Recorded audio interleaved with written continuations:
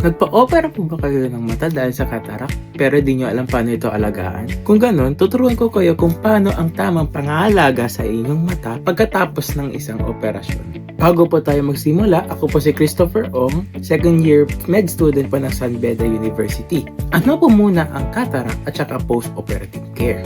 Ang cataract, yan yung kapag ang natural lens ng ating mata ay nagiging malabo.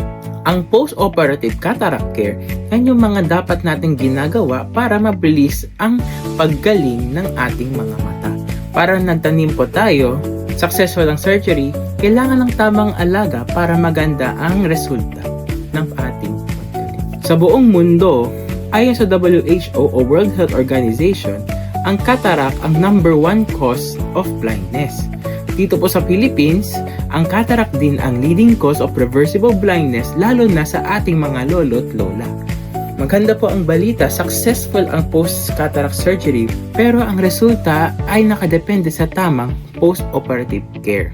Ngayon naman po, pagkatapos ng surgery, may mga ibang mararamdaman tayong simptomas tulad ng mild pain, pamumula ng mata, malabong paningin sa umpisa at pagluluha.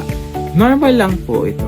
Gumagaling po ito pagkatapos ng mga ilang araw lang po. Pero, kailangan magpakonsulta tayo sa doktor kung may mararamdaman tayong tulad ng mga ito.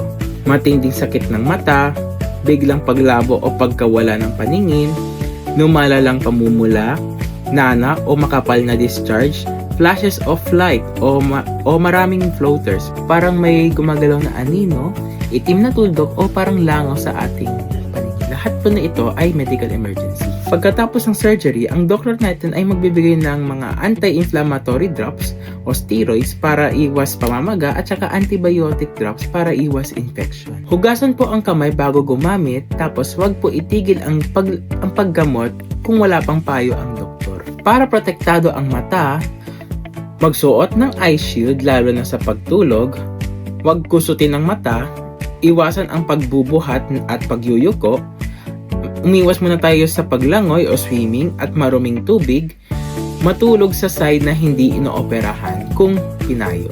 Lahat po nito ay para iwas infection at pressure sa ating mata na naoperahan. Sa follow-up and prevention, huwag pong kalimutan ang follow-up check-ups kahit feeling okay na. Dito po kasi chinecheck ang healing ng mata, ang eye pressure, tsaka improvements ng ating vision. Mas magandang makita ang problema, mas madaling gamutin. Ito po ngayon yung mga post-cataract surgery checklist. I-post nyo lang po o screenshot yung video para mabasa nyo po ang mga nakasulat. Sa madaling salita, alagaan ng mata, sundin ang gamot, bantayan ang warning signs at bumalik sa follow-up.